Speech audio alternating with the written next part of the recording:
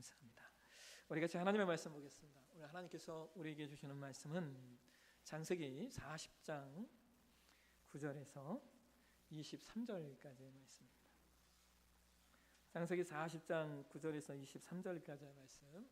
오늘 말씀이 조금 길죠. 그래서 교독하도록 하겠습니다. 제가 먼저 9절 읽고 우리 성도님들이 그 다음 절 읽고 하시면서 함께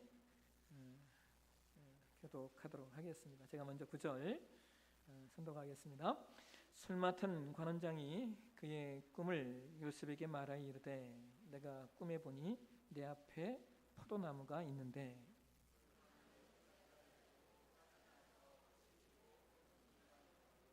내 손에 바로의 잔이 있기로 내가 포도를 따서 그 즙을 바로의 잔에 짜서 그 잔을 바로의 손에 드렸노라.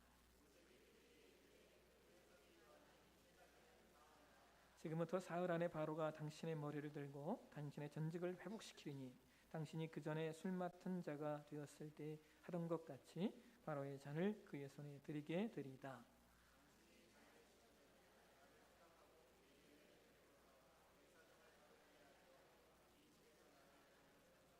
나는 헤브리 땅에서 끌려온 자여 여기서도 옥에 갇힐 일은 행하지 아니하였나이다.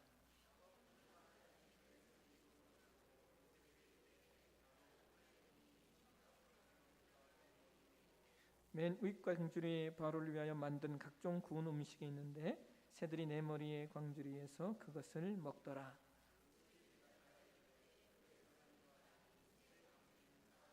지금부터 사흘 안에 바로가 당신의 머리를 들고 당신을 나무 위에 달리니 새들이 당신의 고기를 뜯어 먹으리이다 하더니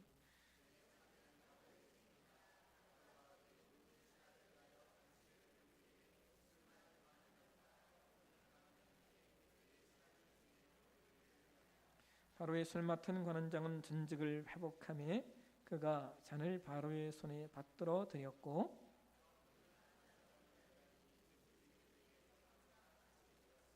23절 같이 읽겠습니다. 술 맡은 관원장이 요셉을 기억하지 못하고 그를 잊었더라. 아멘. 조명을 위한 기도를 드리겠습니다. 하나님, 오늘도 우리에게 말씀을 주시옵소서.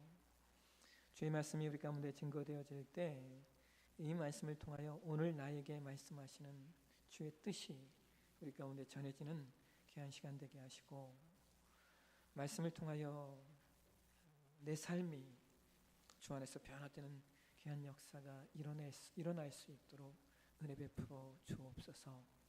부족한 사람 세우셨습니다.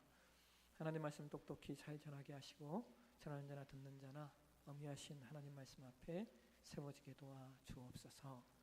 거룩하신 예수님의 이름으로 기도하옵나이다. 아멘.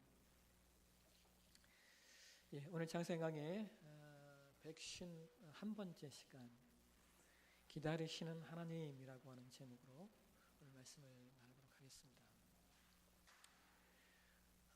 예전에 제가 사진을 배우겠다고 달려들었던 적이 있었습니다. 근데 얼마 가지 않아서 깨달았어요.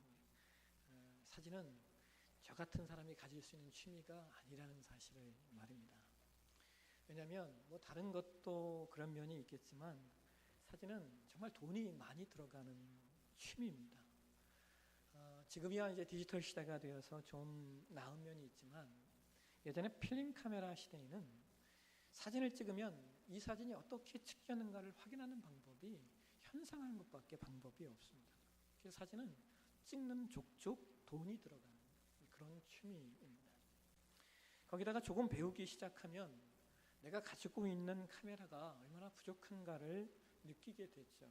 그래서 그때부터 카메라 바디, 또 렌즈, 또 그다음에 여러 카메라에 연관된 보조 장비들을 갖추려면 정말 돈이 많이 들어갑니다. 그래서 이건 내가 할 수 있는 작업이 취미가 아니구나라고 해서 이제 그것을 멈추었는데요. 근데 제가 그때 잠시 카메라 사진을 이렇게 배우면서 하나 깨달은 것이 하나 있어요. 그것이 뭐냐면 좋은 사진을 찍으려면 기다려야 한다라고 하는 겁니다. 여러분, 사진을 찍는 분들이 좋은 사진 한 컷을 찍기 위해서 대략 얼마를 기다리는지 아십니까?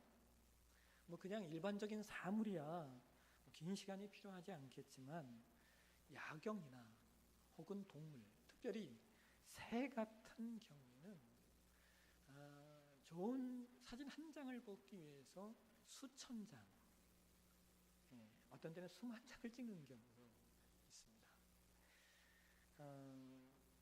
여러분 야경 사진 중에 이렇게 보시면 빛이 막 지나간 것 같은 그런 사진 보신 적 있잖아요. 이 야경은 그런 사진을 어떻게 찍은 사진이냐면 셔터의 속도를 최대한 느리게 하고 그 다음에 그 셔터를 누르고 한참을 미동도 하지 않고 셔터를 누른 채로 한참을 있어야 그런 사진이 한 장이 나옵니다. 그러니까 쉬운 게 아니에요. 또 새 같은 그 새를 찍은 사진 같은 경우에는요, 이건 정말 그 스나이퍼 저격수와 맞먹는 인내가 있어야 됩니다. 그래서 사진에 대해서 많은 분들이 이런 이야기를 합니다. 사진은 기다림의 미학이다라고 말입니다. 오랜 시간을 기다린 것만큼 좋은 사진이 나온다는 것이죠. 반대로 기다리지 못한 것만큼 좋은 사진은 나올 수 없다는 겁니다. 오늘 저와 여러분이 봉독한 말씀에는 요셉이 보디발의 아내의 모함으로 인하여 감옥에 들어간 후에 있었던 사건이 기록되어 있습니다.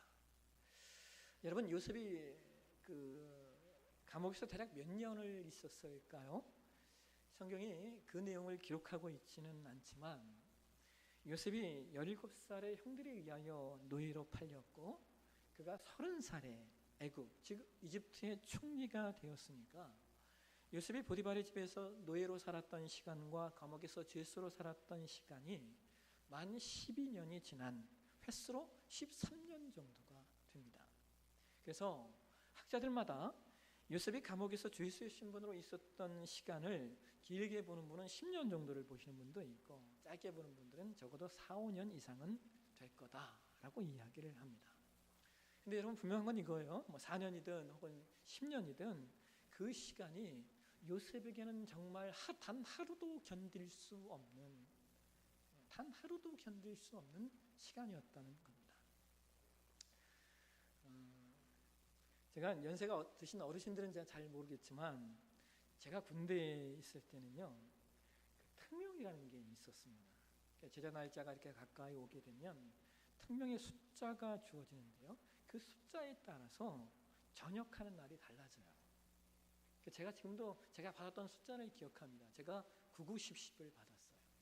그래서 마지막에 제가 입대안에 딱 걸려가지고 다른 사람들보다 되게 일찍 군대를 전역을 했습니다.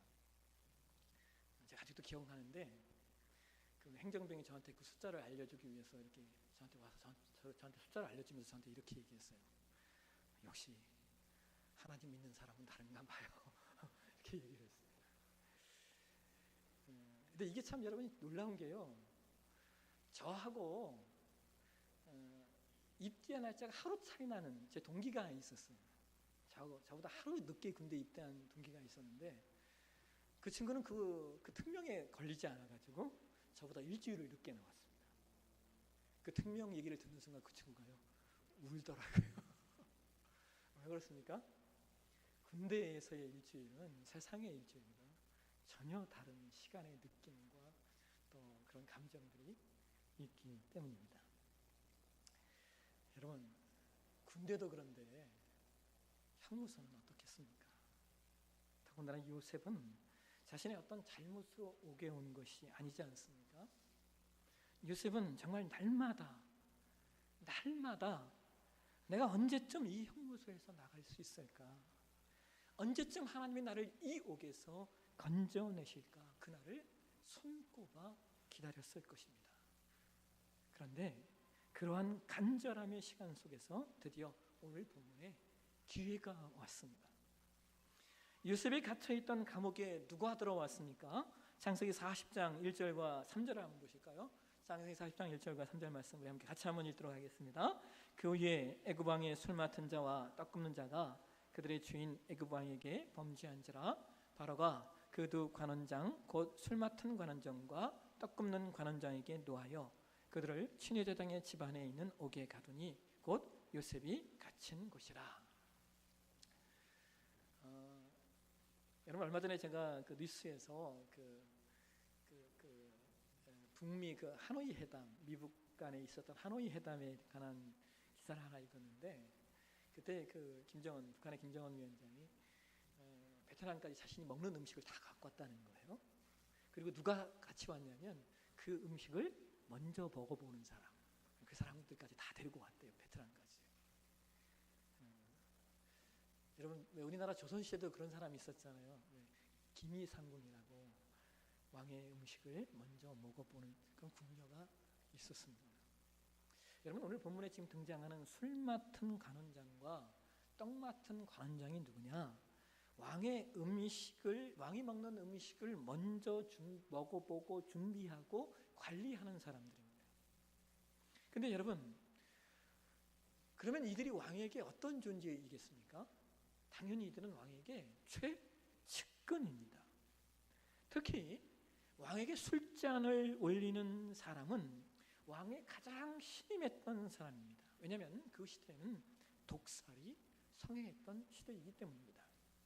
그런데 재밌는 것이요, 일반 세상사에서 일반 세상 왕에 대한 어떤 역사적 기록들을 보면요, 재밌는 것이 왕들이 이 자리에 대부분 누구를 앉혔냐면 이방인을 앉혔다는 거예요. 여러분 왜 왕들이 자신의 최측근의 자리에 이방인을 기용했을까요? 그 이유가 뭐냐면 이방인은 그 자국의 정치적인 이해관계에 얽혀있지 않기 때문이라는 거예요. 이방인은 자국민보다 정치적인 이해관계가 상대적으로 적었기 때문에 의도적으로 이방인들을 그런 위치에 세웠다는 겁니다. 그러니까 여러분 기억나세요? 이스라엘 백성이 페르시아의 포로로 있을 때 당시 페르시아의 왕이었던 아닥사스다 왕이 누구를 자신의 술관원으로 기용합니까? 느헤미야입니다. 느헤미야가 아닥사스다 왕의 술관원으로 있었습니다. 그러니까 느헤미야가 이방인으로서 페르시아 왕의 술관원이 될 수 있었던 이유는 그 당시의 문화가 왕에 대한 독살을 방지하기 위해서 왕들이 그 자리에 이방인을 많이 세웠기 때문에 느헤미야가 그 자리에 올라갈 수 있었다는 거예요. 그리고 그 당시에 술 맡은 자와 떡 맡은 자는 엄청난 권력자였습니다. 그래서 당시에 왕에게 어떤 청탁을 하거나 혹은 왕에게 어떤 잘 보일 일이 있는 사람들은 누구를 통하라? 술관원을 통하라 라는 이야기가 있었다고 합니다. 그렇기 때문에 그들은 자연스럽게 엄청난 권력과 엄청난 부를 누리고 있었는데요. 그런데 여러분 그런 위치에 있던 사람들이 지금 감옥에 갇히게 된 거예요. 그럼 여러분 그들이 왜 감옥에 갇혔을까요? 성경에는 그러한 내용들을 기록하고 있지는 않지만 그들이 왕의 독살과 연관된 어떤 사건에 휩싸였기 때문에 그들이 감옥에 들어왔다는 거예요. 여러분 이것이 무엇을 의미하는 이야기냐면 사실상 그들이 그 옥에서 살아나갈 수 있는 확률이 거의 없었다라고 하는 것을 의미합니다. 그와 같은 절박한 상태에 있을 때 그들이 꿈을 꾼 거예요. 여러분 절박한 상황에서 꾼 꿈이니 그 꿈이 예사롭지 않겠죠. 그래서 그 꿈에 대한 해석이 필요한데 그들이 감옥에 있으니 그 꿈을 해석해 줄 사람이 없어요. 바로 그때 요셉이 그들의 안색을 보고 말하는 겁니다. 해석은 하나님께 있습니다 라고 말입니다. 여러분 결과적으로 이 둘의 결론이 어떻게 됩니까? 이 둘이 꾼 꿈에 대해서 요셉이 해석을 하는데 술 맡은 관원장의 꿈은 사흘 안에 그가 복직된다는 해석이었고, 떡 맡은 관원장의 꿈은 사흘 안에 그가 죽임을 당한다는 해석이었습니다. 그리고 그 요셉의 해석과 같이 그대로 그 일이 그들에게 이루어집니다. 여러분, 오늘 제가 본문의 사건과 이 내용들을 묵상하면서 크게 두 가지를 깊이 생각해 보았어요. 하나는 이런 거예요.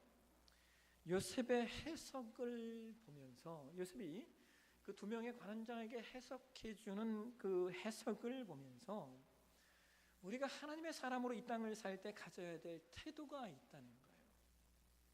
그것이 뭐냐면 어떤 사건과 어떤 상황을 볼 때 우리가 내려야 될 해석은 사람의 해석이 아닌, 인간의 해석이 아닌 하나님의 마음과 하나님의 시각이 있는, 그리고 하나님의 해석이 있는 그런 해석이 되어져야 된다는 거예요.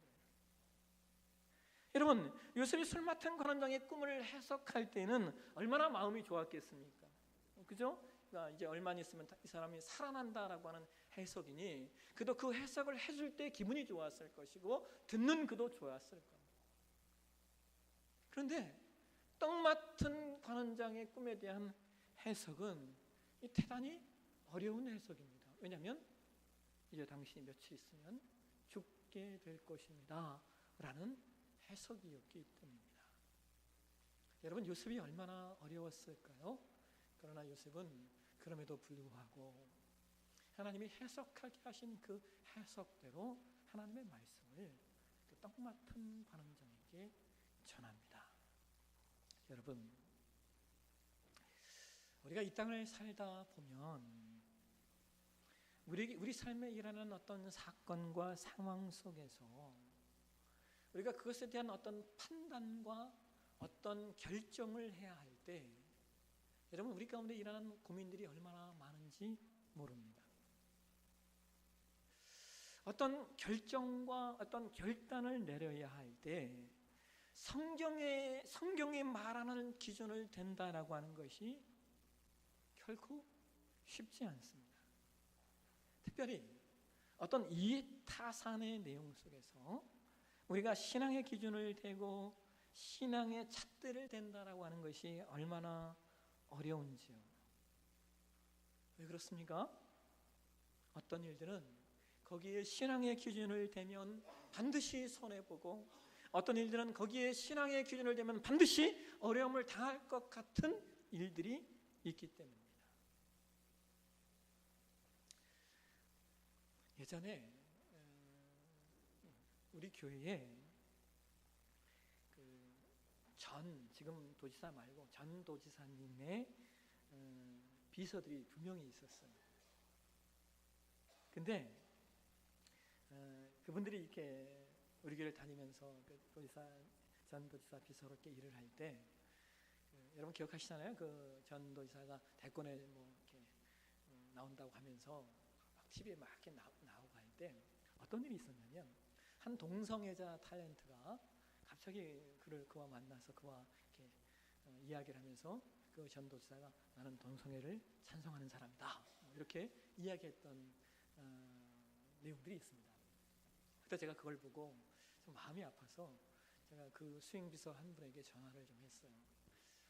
이 마음이 아프다. 내 목사로서 마음이 아프다. 그랬더니 그분이 저한테 그런 얘기 하더라고요. 원래 그런 일정이 없었대요. 그냥 얘기만 하라고 가는 거였는데, 근데 그날 하필 그 동성애 그 이상한 그 탤런트가 그 자리에 찾아왔고 갑자기 만남이 이루어져서 갑자기 나온 말이라는 거예요. 전혀 그 예상이 없던 말들이라는 거예요. 그러면서 그 사람이 저한테 하는 말이, 목사님 저도 마음이 아팠습니다. 저도 신자로서 제가 어떻게 해야 할지 저도 힘들었고 마음이 아팠습니다. 근데 그런 얘기를 하더라고요. 근데 그 일이 있은 후에 얼마 안 돼서 그 성도님이 그 전 도지사를 떠났어요. 지금은 이제 그 지금 국회의장이 말고 전 국회의장이 비서로 가 있다고 이제 연락이 왔어요. 그래서 오늘 그 가정이 떠날 때 같이 식사하고 또 기도해주고 그렇게 했었습니다. 근데 여러분, 시간이 지나고 나서요, 제가 그 가정이 떠날 때 참 마음이 아쉬웠지만 시간이 지난 다음에요, 제가요, 이래서 하나님이 이렇게 빨리 보냈구나라는 생각을 했어요. 그 성도님들이 떠나고 나서 그 전직 도지사의 성적인 문제가 터지는 거예요. 제가 참 다행이다라는 생각을 했어요. 그리고 하나님께서 그 가정 가운데 피할 길을 예비하셨구나라는 생각을 했었습니다. 여러분, 우리가 삶의 어떤 선택과 결정을 신앙적으로 내리는 일이 때로 어려운 것들이 분명히 있습니다. 그러나 그럼에도 불구하고 우리가 신앙의 기준을 가지고 행동하고 태도하면 하나님께서 저와 여러분을 보호하시고 지키시고 때로 피할 길도 예비해 주실 줄로 믿습니다. 두 번째, 오늘 본문 속에서 우리가 또 하나 배울 수 있는 것은 때로 우리의 기도가 응답되지 않는 것 같은, 아니 심지어 때로 하나님이 나를 잊어버리신 것 같은 시간들이 우리 삶에 있다는 거예요. 여러분, 오늘 본문의 요셉이 술 맡은 관원장의 꿈을 해석해 주면서 이런 얘기를 하죠. 창세기 40장 14절과 15절 말씀 한번 보실까요? 우리 한번 같이 한번 읽겠습니다. 당신이 잘 되시거든 나를 생각하고 내게 은혜를 베풀어서 내 사정을 바로에게 아뢰어 이 집에서 나를 건져 주소서. 나는 히브리 땅에서 끌려온 자요 여기서도 옥에 갇힐 일은 행하지 아니하였나이다. 여러분, 이 14절과 15절 말씀을 여러분 읽으시면서 여러분 요셉의 간절함이 좀 느껴지십니까?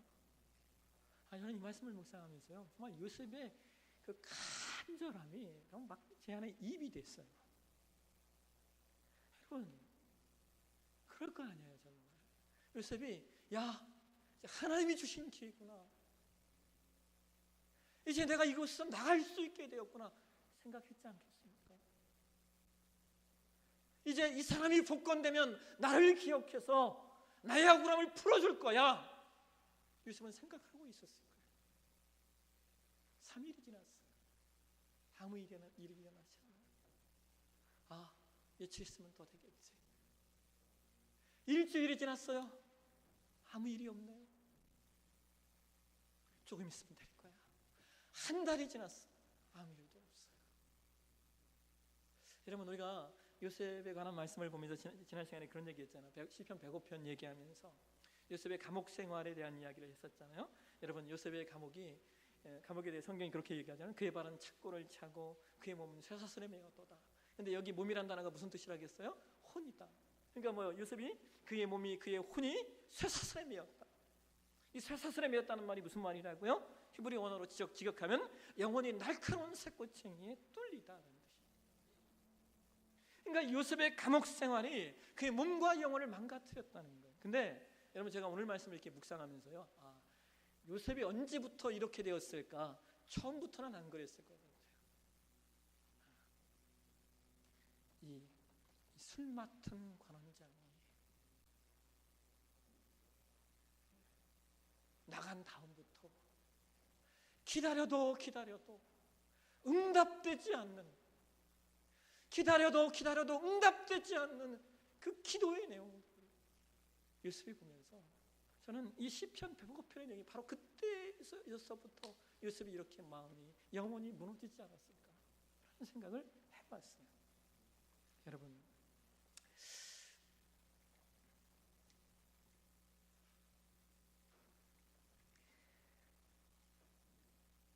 오늘 그 봉독한 말씀에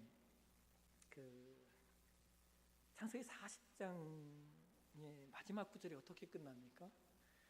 창세기 40장 23절 한번 보실까요? 같이 한번 읽겠습니다. 술 맡은 관원장이 요셉을 기억하지 못하고 그를 잊었더라. 여러분, 그리고 바로 이어지는 여러분 창세기 41장 1절에 성경이 뭐라고 말해요? 만 2년 후에 라고 이야기를 해요. 여러분, 사람에게 가장 힘든 고문 중에 하나가 뭔지 아십니까? 희망 고문이래요. 희망 고문. 이게 정말 사람을 미치게 만드는 일이라는 거예요. 그러면 여러분, 문제는 이거예요. 왜 하나님이 요셉에게 이와 같은 시간들을 주시는가? 왜 하나님이 요셉에게 이와 같은 시간들을 허용하시는가? 라고 합니다. 여러분, 참 놀라운 것은요, 요셉이 노예로 팔려서 총리가 되기까지 횟수로 13년이 걸려요. 그런데 이것은 만 12년을 채웠다라는 의미예요. 근데 여러분, 10이라고 하는 숫자를 저와 여러분이 기억하시죠? 성경이 말하는 10이라는 숫자의 의미가 뭐예요? 이것은 완전수입니다. 그러니까 요셉에게 만 12년은 완전하신 하나님의 뜻이 그에게 채워지는 시간이었다는 거예요. 하나님의 타이밍이라고 하는 제목의 책이 있어요. 오스 힐먼이라고 하는 분이 쓰신 책인데요. 이 오스 힐먼이라고 하는 분이 그 책에서 이런 이야기를 합니다. 시련이 더 이상 문제시 되지 않을 때 시련은 비로소 끝이 난다. 여러분, 이 말이 이해가 되세요? 우리 삶에 수많은 시련들이 있잖아요. 그런데 그 시련이 더 이상 내 삶을 흔들 수 없는, 내가 그 시련, 어떤 시련들 때문에 더 이상 요동하지 않는 그 자리에 이를 때 비로소 시련이 끝난다는 거예요.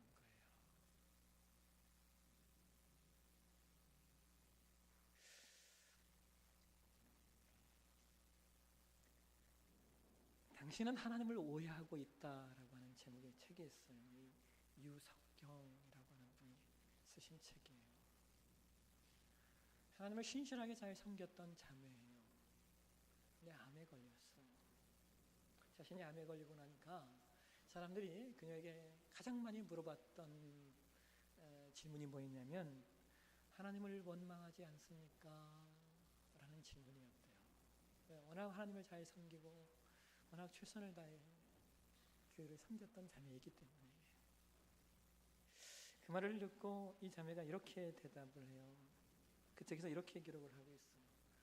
나는 하나님을 원망해 본 적이 단 한 번도 없다. 내가 왜 암에 걸렸는지 묻지 않았다. 왜냐하면 나는 하나님을 이해하려 하지 않기 때문이다. 이해할 수 있다면 하나님은 이미 신이 아니다. 나는 하나님을 이해하려 하지 않고 그저 신뢰한다.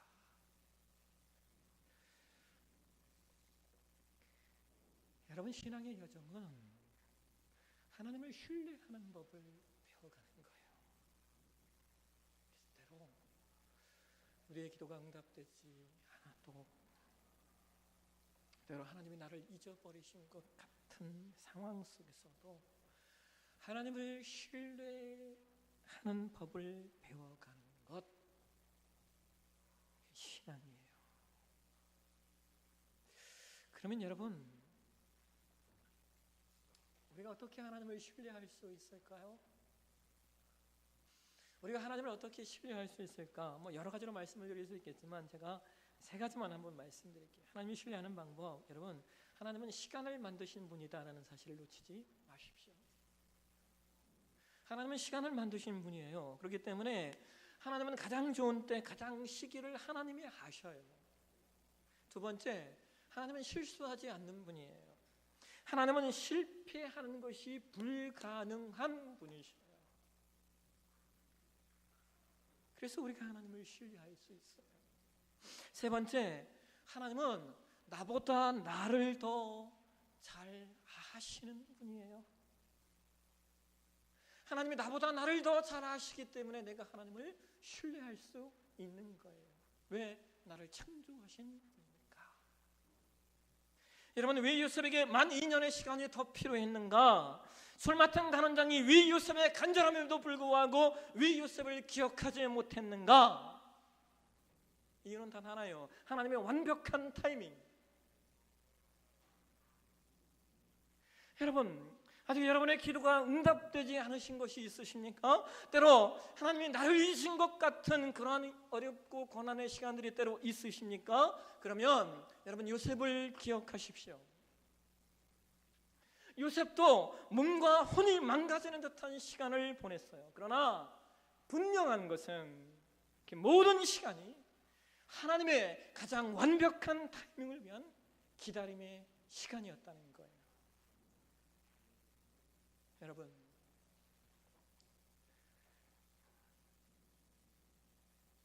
우리가 오늘 본문 속에서 놓치지 말아야 될 아주 중요한 사실은 이거예요. 우리만 하나님을 기다리는 것이 아니라는 거예요. 우리만 하나님을 기다리는 것이 아니에요. 하나님도 기다리셔요. 우리만 응답을 기다리는 것이 아니라 하나님이 행하실 날, 하나님이 행하실 때 가장 좋은 시간, 가장 좋은 내용, 그래서 하나님이 여전히 기다리고 계십니다. 예레미야 29장 11절 말씀 보시고 오늘 말씀을 맺을게요. 예레미야 29장 17절 같이 한번 읽겠습니다. 여호와의 말씀이니라. 너희를 향한 나의 생각을 내가 아나니 평안이요 재앙이 아니라 너희에게 미래와 희망을 주는 것이니라. 아멘. 바로 이것을 위해서 하나님이 우리를 기다리고 계셔요. 하나님이 기다리고 계셔요. 그 기다리신 하나님, 그 하나님의 일하심을 놓치지 않는 저와 여러분의 신앙이 되시길 주의 이름으로 축원합니다. 기도하겠습니다. 하나님 감사합니다. 내가 기도의 응답을 기다렸다라고 생각했는데 그것이 아니라 하나님이 응답하실 날을 기다리고 계셨음을, 하나님이 응답하실 날을 기다리고 계셨음을 오늘 우리가 말씀 속에서 보게 됩니다. 하나님, 우리의 삶을 가장 존귀하고 가치 있고 의미 있게 만들어 가시기 위하여 오늘도 기다리고 계신 그 하나님 놓치지 않는 우리의 신앙의 여정 다 될 수 있도록 인도하여 주시옵소서. 거룩하신 예수님의 이름으로 기도하옵나이다. 아멘.